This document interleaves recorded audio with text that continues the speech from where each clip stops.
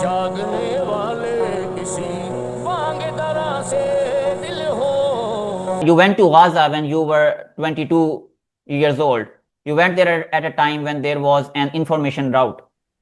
Just before sundown on the 14th of November, Israel broke a ceasefire that had been adhered to by Palestinian resistance groups.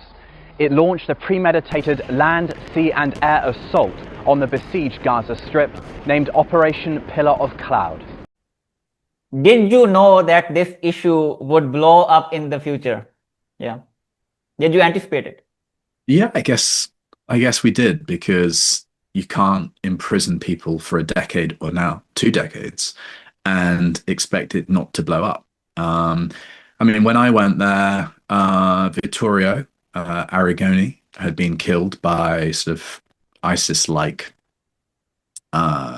militants in Gaza. At the same time, the Rafah border with Egypt had opened, and there was a sort of liberalization of the ability to go there. And I just felt like, well, we can't just accept that all international solidarity is starved because one person has been killed. We have to show a little bit of courage and continue going. And for me, that was the documentary video thing. That's what my Palestinian friends said to do. For me, I can't forget being there during the first war that I witnessed myself in November 2012. And we saw, this is just an anecdote really, but we saw the ceasefire come that ended that sort of 7-8 day war. And we saw the celebrations in the streets.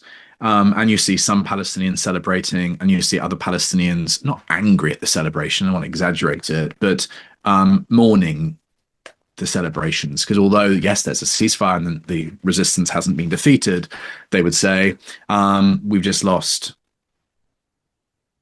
tens of civilians, and let's bury the dead before we start celebrating. And I think that witnessing on my part just added to the sense of momentum and urgency of things. We'd seen the 2010 flotilla and the massacre on it. That's personally when my energy and passion blew up for the Israel-Palestine issue.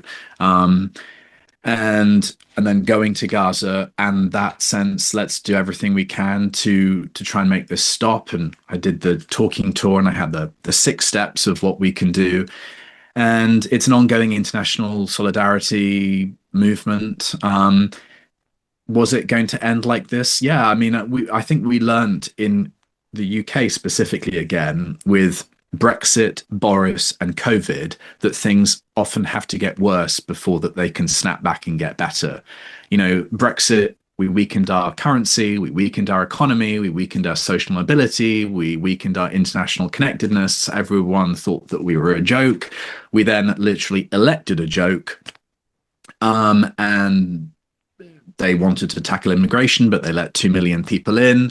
And then we had COVID. And the government responded deliberately late to everything. So we all got COVID and crashed the economy, and we're now miles behind everyone else in Europe.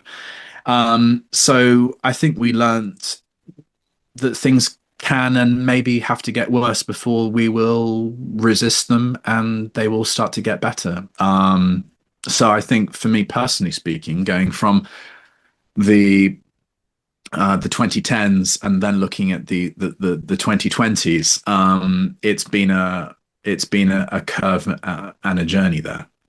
Yeah, and I think I don't want to take too much time to answer it, but from my perspective, it's really the same with climate change, because you know, as a TV journalist, this was something that I was always cognizant was the overarching issue.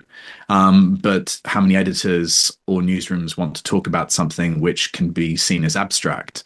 And I think this last decade has shown the sort of myth of human progress, and the extent to which we're facing a climate catastrophe. And, you know, it's like, don't look up. Also, I spent a lot of time in Egypt, where you had an uprising, and then you had the putting down of an uprising, and then another uprising, and all the rest of it. And things are sort of some would say much worse now than they were with the previous dictatorship. So that kind of, and some people refer to Egypt as occupied Egypt. So that sense of kind of the low-level suffering, the banality of evil, is something I sort of seen and felt there. If you ask me directly, did I ever think it would blow up like this? I mean, there are many Jews now that use the word genocide for what's happening in Gaza, but there's also many Jews now using the H word with regard to what's happening in Gaza. Did I ever think that we would be using the H word for what Israel is doing to Gaza? The answer is no. I really never thought that it would get to that. And it's been said and talked about to what extent the current Israeli regime is actually going out to be hated, to seek to be hated, to take a kind of a maximalist approach to be seen to committing a genocide, and to get away with it as part of their kind of strategic plan. No, I never imagined that we'd be talking about the H word and bare genocide. No.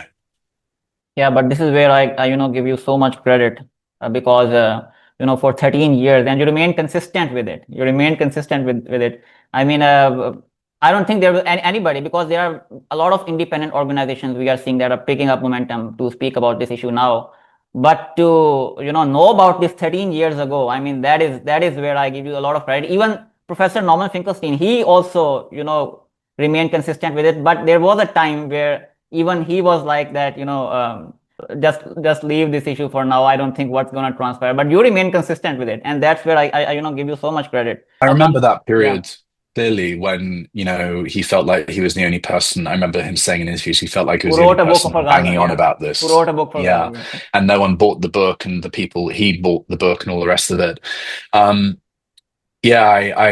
relate to that. All credit to him. Gaza, an inquest into its martyrdom.